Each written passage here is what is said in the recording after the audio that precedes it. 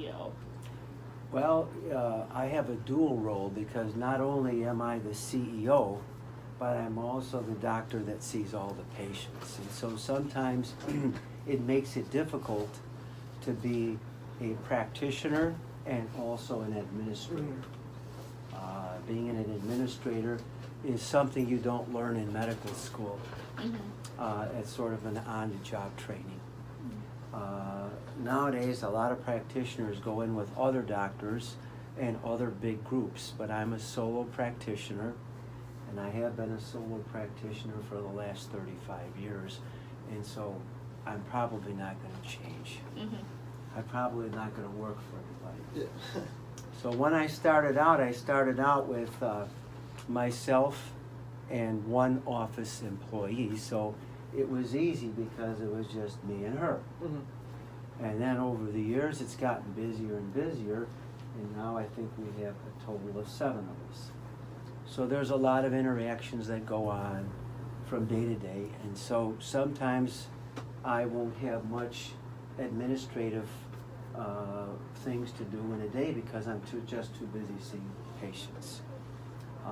However, I do try to get involved in day-to-day operations and billing and scheduling, answering phones, and pitching in so that I don't forget some of those things that I used to do.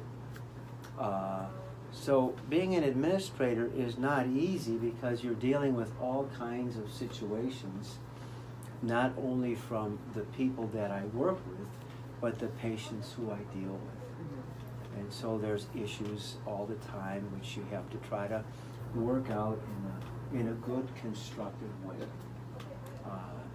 So that's the hard part about being a CEO, is that you have to have everybody help out, and everybody's got to contribute, and everyone's got to do their job. Okay. So you did just, mention how you try to get involved with billing, answering phones and stuff. So how often do you think it's necessary to meet with the employees as a CEO? Well, we don't have any set times that we meet with employees because this is an ongoing process, and a lot of the employees have been with me for more than 20 years. And so they understand their job, they know what they have to do. And so sometimes situations come up where we have to kind of meet impromptu right at the moment. So it's not even planned sometimes. So most of the meetings that we have are that way. If a situation arises where I have to talk with someone, then I try to talk with them on an individual basis.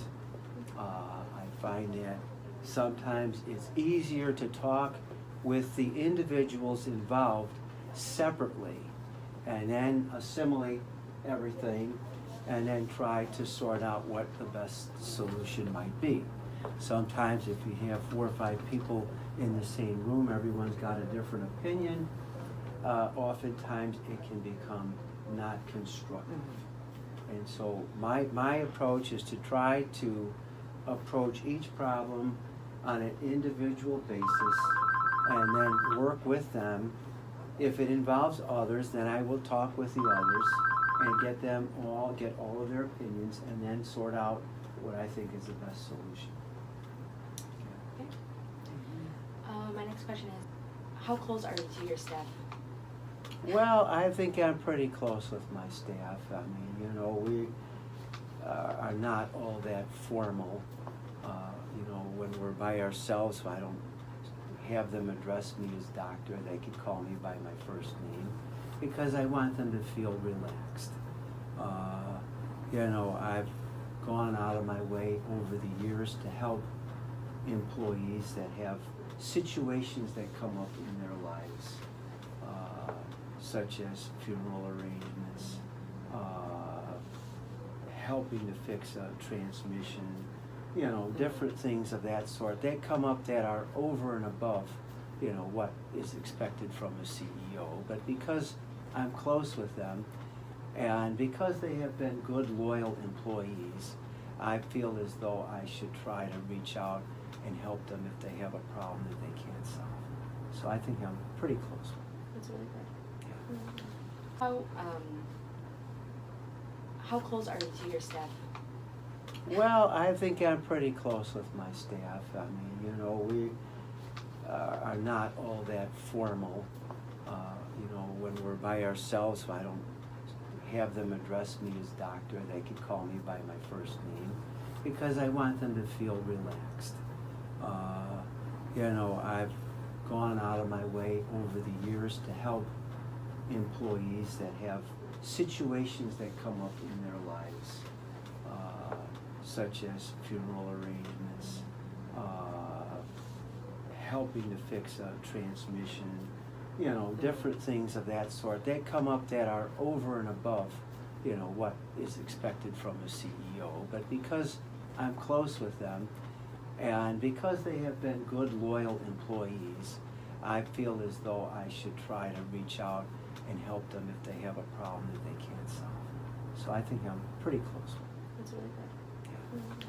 So for new grads like us, it's very important to have certain skills. So what interpersonal skills do you believe would be best for us to have heading into the healthcare field? I think that one of the best things to have would be ability to get along with everybody in any kind of situation. Although some instances you may feel very strongly one way or the other, it's good to listen to what the other person has to say, not interrupt them, and try to understand their point of view. Even though your point of view may be differently, I've found that it's easier to try to get along with people than it is to try to confront them. Sometimes when you have a situation that arises, it's easy to perhaps say some things that you may regret later.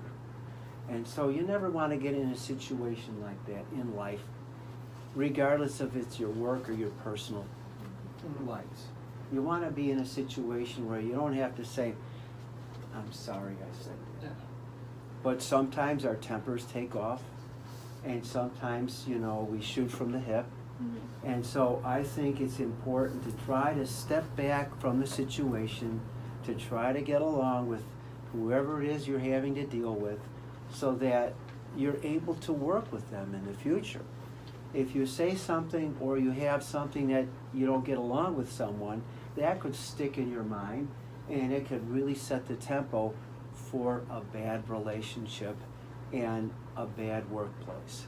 So, you know, getting along, listening well, and trying to compromise are all good interpersonal skills. Okay. So, as we touched base earlier, interpersonal skills play a big role in our field, correct? Interpersonal skills are half of the battle. Yep. So my question is, can you kind of define other successful traits or skills that we should possess aside from just interpersonal skills? So I mean, like, would you say we should master things like budgeting, insurance? What skills? All of those skills are important. Most important skills are working hard, setting a good example for your, you know, the people that you work with. That means getting there on time, getting there 5 or 10 minutes ahead of time, staying 5 or 10 minutes later, not looking at your watch, figuring, when am I out of here? So by setting an example, I think that's a very important part of mastering some of the skills. And then working with others in a positive way. So, you know, getting back to your question, I think that, you know, I think it's important to try to work with people and understand people. Okay. Since we touched on based on your experiences and what you find important, I refer back to my HR class, which I found that is very important about interpersonal skills because this field is so complex and diverse. So my question is to you, how do you deal with, how important to you are interpersonal skills in dealing with diversity? Well, that's very important because in a medical practice, not only do I have a diverse group of people that work for me, I have a diverse group of patients. And I moved here 5 years ago from one location to the other, and I saw a big difference in the diversity of the patients that I never even considered. So you have to be able to adapt and adjust. Now, diversity, I treat everybody the same way, and I think that's a good way to approach HR skills. Everyone's got to be treated the same way, regardless of their race, color, or creed. And I think they have to know this, because some groups feel as though perhaps that they're being overlooked for a job promotion, or they're being overlooked because of who they are. And so, in my mind, those are wrong things to look at. I look at a person for who they are, what they've done, what they can do, how prompt they are, how hard they work, and I use those same determinations for everybody. So if you treat everybody the same way, you really shouldn't have any problems with diversity. Everyone's got, different positions and different situations in their lives, and you try to understand where they're coming from. But basically, by treating everybody fair, listening to them, you will overcome diversity. And then the next two questions are going to be for Jamila, since she's not here with us. Okay? So, since you're the CEO and the only podiatrist here at the private practice, what made you nervous to take this solo, business on your own? Well, it happened a long time ago, so sometimes you forget. So when you go 35 years back, Not that that's old. longer than all of you have been around. I was offered working for another doctor in another office. And so it was a gradual transition. So I was working for him, but he wasn't in the office because he was sick. And so after 4 or 5 months, he decided that he wasn't coming back to the office, and so then I was able to take over. So I made a gradual transition from working with somebody to working by myself. So I didn't have that cliff of being nervous and being anxious. I guess the most anxiety that I had was after I finished my residency. When you're a resident, you work with another doctor, and you do surgeries with another doctor. But when you're on your own, you're all by yourself. And so you think, now I got to do this all by myself. I don't want to make any mistakes. So you start out making little tiny bites, little steps. You do little small things that you feel comfortable with. And then when you feel comfortable, then you move on to something more. That helps your anxiety and makes it easier so that you're not overly anxious when you start your work. Don't be overwhelmed, You can only learn so much in a day, and it takes a long time to be an administrator. It's not something you're going to learn in a week. It's a gradual process. And then, after 4 or 5 years, you say, oh, well, look at where I went. I went back and forth, and I learned all of these skills that I didn't know when I graduated, because you don't know everything when you finish school. You know that much. And then little by little, you start to learn more. And so that's how you get past those fears. Thank you.